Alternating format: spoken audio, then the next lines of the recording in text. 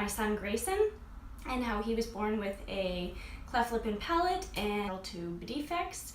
I'm going to be talking about some things that you look at that person. It could be anyone who looks a little bit different. First though, so last week we did much for doing that. So I'm going to basket here and pull out a new. Send me a message with your palate is when a fetus is forming in utero, and so between really early on, sort of between 6 and 11 weeks, the face is closing, and so a cleft palate would just be the roof of your mouth where it doesn't close entirely, and so it leaves a bit of a gap. And then a cleft lip would be when that's closing and it leaves a bit of a gap there. And so this can be on one side, it can be bilateral and be on both sides. You can have just a cleft lip, you can have just a cleft palate, so you actually wouldn't be able to see if it was just a cleft palate. For girls, it's actually more common to just have a cleft lip, and for boys, it's more common to have a cleft palate and or palate and lip together. So it can be genetic. So in our case, my husband Jeff's brother Joel had a cleft lip and palate, and so it was likely genetic. And but it can also be, well, I guess they're not actually sure what it can be caused from, but they know one of the things that reduces the number is if we have enough folic acid supplemented and in our how we're eating. So there's some research that was done in Norway. They had higher rates of cleft lip and palate in Norway, and it was because the food system wasn't fortified with folic acid. And so they did some research, they supplemented, and then they had women adjust their diet to have more folic acid in flour. And it actually cut down on the incidence of cleft lip and palate by 2/3, so by quite a bit. So it is important, and sort of also for neural tube defects, that sort of every woman of childbearing age, you want to have at least 400 micrograms of folic acid, or which is 0.4 of a milligram. So I have so here's sort of the pharmacy drugstore folic acid here, and so this is 1 milligram, so that's going to cover you because you just need to have sort of 0.4 of a milligram, or kind of between 0.4 and 0.6 is recommended. So if you have a family history, or for me, if I've already had a baby with a cleft lip and palate, there's some research to show out there that you should have extra folic acid. So it was recommended that I actually have 4,000 micrograms instead of 400. And so this is 1 milligram. So when I was my second pregnancy with Vivian, I would have taken 4 of these to boost up, as well as having foods that are high in folic acid, like the dark green leafy vegetables and beans and legumes and foods like that, to make sure that I'm getting it from supplement and also from the foods that are in my diet. So that is folic acid. So the next thing I wanted to talk about is celebrities with cleft lip and palate as well. So I've got a little list here. So there's Tim Duggan, and so he was an Olympic cyclist, and he had a cleft lip and palate. Joaquin Phoenix, who's a pretty popular actor, also has a cleft lip. Jesse Jackson, who is an American politician, also has cleft as well. Peyton Manning, who is the NFL quarterback as well, and put on the list. So the next topic was what to say to someone, and it doesn't have to be a cleft lip or palate, but let's say you see a baby who looks a little bit different, and so a lot of people just ignore it, and so sometimes it's a little bit awkward to just ignore it. So what I would have wished that some people would say to me, and almost everybody ignored it, would be, the first thing would be to just compliment. So like, oh, your baby is so beautiful. We likely want to talk about this. So from talking with, or sort of being members of some of the cleft lip and palate, then go ahead and ask a different question. So ask their name, ask how much they weigh, just ask a different question to point things out. And so they might say, oh, mommy, why does that baby have a hole in its face? Or why, if it's something else, I was reading another article, why is that baby so red? Or, and so I think the thing that most parents would like is to invite us into that conversation. And so let's say your child says something about a baby or a child or an adult that looks different, then you could say, oh yes, look at that pretty baby, she's grocery shopping just like we are. And encourage them to say hi, ask each other their names. If it was an offensive or rude thing that they say, you can just straight up apologize and say, I'm sorry, we're still working on our manners. And then, address to your child that people look different and different is okay.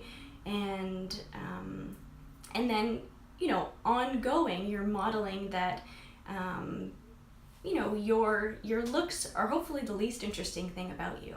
And so you're not putting a lot of stress on how things are look, and you talk about how differences, it's good to be different and unique, and that's okay. So that was sort of my thoughts on that. So I'm gonna get right into my story. I'm a little bit nervous. So I guess it all started with sort of at 24 weeks. I'm already tearing up. Okay. So 24 weeks pregnant, so we had our 20-week ultrasound. Jeff and I went to the ultrasound. We saw our baby move. It was exciting, and as far as I knew at that point, the 20-week ultrasound to me was just an opportunity to see my baby move, and it was fun and exciting, and it didn't dawn on me that something would be different or wrong with my ultrasound. And then the tech said anything to me. My doctor didn't call me. 4 weeks went by, and at that point I actually had got transferred from my family doctor who ordered the ultrasound to the Niagara midwives, who I love. And so I had an appointment with them. And so in the appointment I just mentioned, yeah, I had my 20-week ultrasound, I didn't hear anything, I assume no news is good news. And she's like, oh, that's weird, we didn't get it. And so in the appointment, she called my family doctor to get the results. We continued on our appointment. I left, I went to the bathroom, and Jen, who was the midwife who was in the appointment, knocked on the bathroom door, and she said that you need to come back into the office. So she pulled out the report and she goes, it's gonna be okay. There is a few things that we have to discuss. So the first thing is, he has, or I guess we didn't know that it was a he, but he has enlarged renal pelvis, choroid plexus cysts, which are sort of just cysts of fluid that happen in the brain, and at that point it said a possible cleft lip. So she was super, super sweet, and I will forever feel grateful for how kind she was to me in that appointment, and gave me a huge hug and said, okay, we're gonna make a plan. If it was just one of these things, we probably wouldn't need to refer you on, but we probably should refer you to McMaster, so the children's program there. And so she's like, I'm going to send the referral right away. They're going to be in touch, and we'll figure this out. Drove home, and so the weird, I don't know, for me, I've had certain things work out in my life that, are just a little bit too perfect. At that time, we lived with students, and so I think we were living with 3 or 4 students in the house, and one of the students that was living in our house, Sunita, she has a cleft lip and palate, and she happened to be the only person home at that time. And so what are the chances, right? And anyway, because I had so much more going on. So I guess the first, and so they kind of said the kidney issue, and so basically they said it's not an indicator of Down syndrome or some of the, it is related to different conditions, but people with Down syndrome are often short. So because it's highly associated with it, it's just sort of a risk factor for it, and they look more into it. So my appointment with McMaster was about a week away, and so this was probably the hardest week there. And so unfortunately Google was not my friend. So probably the worst couple of days were when I started Googling like choroid plexus cyst, enlarged renal pelvis, cleft lip and palate, and what do you come up with there? So probably my worst night was I came up with trisomy 18, which is a condition where basically your baby wouldn't survive. So obviously that, and then kind of like talked myself out and was like, no, that's not necessarily what's going on. Like, we know we have a genetic history of just left cleft lip and palate, and so that's probably what's going on. So then I went to my appointment at McMaster, and so that's when they I got to talk to a geneticist and look at everything. And at that point, they looked at Grayson's growth, and his growth was absolutely fine. So that pretty much for sure rules out things like trisomy 18 and some of the chromosome disorders that I was really worried about. And so I think that at that point, I just sort of got used to the idea that my baby's gonna have a cleft lip and palate, and that was okay. So one of the first things that I did, and if you go back and look at my Facebook feed, I didn't, like, family and close friends knew, but I didn't make it public at that point, but I still had, from 25 weeks on to sort of adjust to this idea. So I spent time looking at it, so that because with a cleft lip and palate, you've got a hole running right from your nose through the roof of your mouth. And so they're not able to make a suction or breastfeed, so breastfeed using the bottle, and just looked at lots and lots of pictures. I think that what we consider beautiful is what we're used to. So now, or watching the replay, you could use the hashtag #AllBabiesAreBeautiful and make a comment, and they are. And I think that if we're not used to something, it seems different, it seems scary, but especially from the community of cleft lip and palate, and that it's practical, as they need to get it fixed, but as a mother, you miss their face. And so we were all prepared. I stayed with the midwives, and they did want us to have a pediatrician on board just because we didn't quite know what to expect, and we wanted to have Grayson evaluated right away. So I labored at the hospital, so I did a lot of it at home, and then when it was time, went to the hospital and had a really great labor. So I had my ball, and I bounced on my ball, and then I did some I walked to the halls, and I would stand and I would dance with Jeff, and then I would go on the toilet, and then I would go back to the ball, and then eventually it was time to push, and so I had a natural, really great labor. It was long, it was 28 hours, and as soon as he was born, they were really great. They put him on my chest, so we were able to have skin to skin right away. Then the pediatrician came in pretty quickly, checked him out. Everything seemed to be good. They weighed him. He was 7 pounds 3 ounces, beautiful baby boy, and everything was pretty good. So I think I went in at about 8 in the morning, and he was born in the afternoon, and around dinner time we were discharged from the hospital. Sue, the cleft lip and palate coordinator for McMaster, came down and did a home visit, and just made sure that the bottle feeding was going good, and that he was feeding well, and everything was great. And then probably our first cleft appointment, I had a few with the midwives come to your house. And he was 9 days old, and so as a first-time mom, I remember it took me like 3 hours to get out of the house. I put him in the car seat, I pinched him, he was spitting up, he pooped, everything took me forever, and I'm emotional. So I get there, and they ask for his health card, and so I had my health card, but I didn't have his health card, and the lady was super rude to me, and she was like, well, we can't help you if you don't have his health card. And I was like, he is 9 days old. And she peeked over the counter and she was like, oh, he's 9 days old. And I was like, yes. She's like, you don't know anything. And I just started bawling. I was like, I don't know anything. And anyways, so we got in to see. Apparently, if they want to, they can make some phone calls and get a health card number.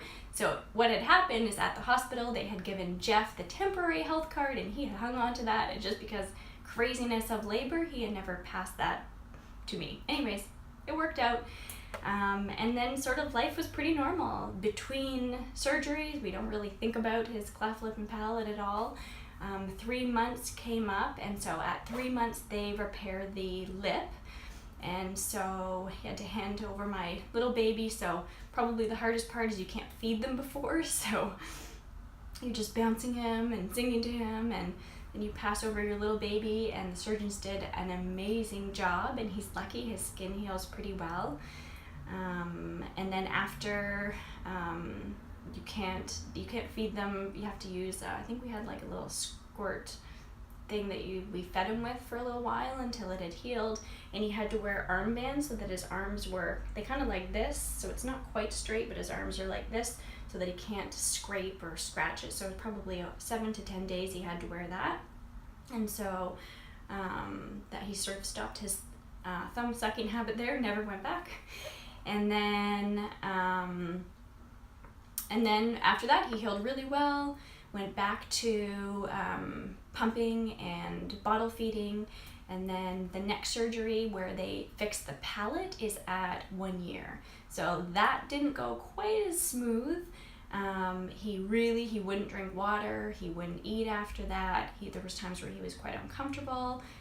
We finally got him to have some water by playing a game with a squirt gun and squirting water in his mouth. But he had to stay in hospital for a little bit longer. He wasn't very excited about the armbands. At that point, it was difficult to get pain meds into him, but we made it through. I think one of the sort of sitting in the hospital room waiting for your baby to get out, you're sitting with all of the other parents who are in hospitals for other surgery, and I was almost embarrassed to say why I was there, because you're chatting with other parents and they're in for, brain tumors and like really serious things, and you're just like, my baby's gonna be fine, like it's so not a big deal in the big picture. He still does have some surgeries coming up. So he just turned 5, and about 6 or 7 he's got a missing piece to his gum and a missing tooth there, so they do a bone graft from the hip and replace it to anchor the teeth before they come in, and then they do some orthodontics.